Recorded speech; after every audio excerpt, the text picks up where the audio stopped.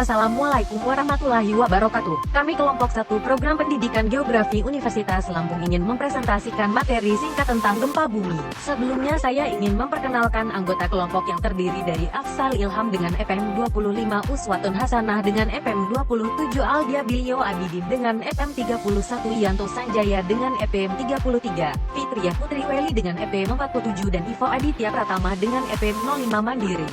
Materi pertama yaitu definisi dari gempa bumi.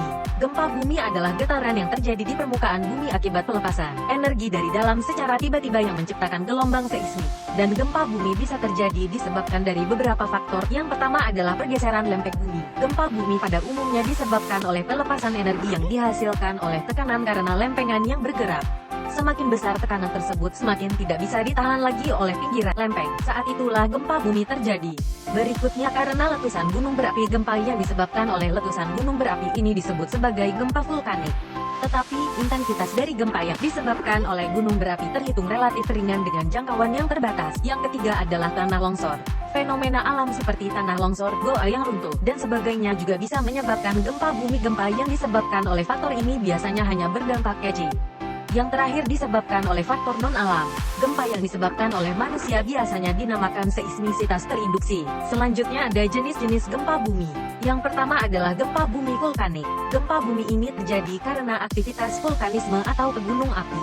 Yang kedua, gempa bumi tektonik. Hal merupakan gempa yang terjadi akibat adanya aktivitas tektonisme, yakni pergeseran lempeng-lempeng tektonik secara mendadak yang mana mempunyai kekuatan yang sangat kecil hingga besar. Yang ketiga, gempa bumi tumbukan. Gempa bumi tumbukan merupakan gempa bumi yang disebabkan oleh jatuhnya meteor, asteroid maupun benda langit lainnya ke permukaan bumi. Yang keempat, gempa bumi runtuhan. Gempa bumi runtuhan ini biasanya terjadi di daerah kapur maupun daerah pertambangan. Materi terakhir yaitu mitigasi gempa bumi. Mitigasi gempa bumi dapat dibedakan menjadi 3 bagian. Yang pertama adalah sebelum terjadinya gempa bumi, yaitu tempatkan benda besar bawah atau lantai. Yang kedua, perbaiki jika terdapat atap atau dinding yang rusak, retak. Yang ketiga, pastikan gas dan instalasi listrik aman. Yang keempat, periksa stabilitas perlengkapan gantung. Berikutnya, saat terjadi gempa bumi, yang pertama dilakukan adalah jauhi jendela, pintu, dan benda-benda dari kaca. Yang kedua, segera lindungi kepala dengan benda yang ada seperti helm, buku tebal, atau dengan kedua tangan. Berikutnya, sesudah gempa bumi, keluarlah dari gedung dengan mengikuti jalur evaluasi menuju titik kumpul. Yang kedua, jauhi bangunan yang sudah rusak, sewaktu-waktu bisa runtuh akibat gempa bumi susulan.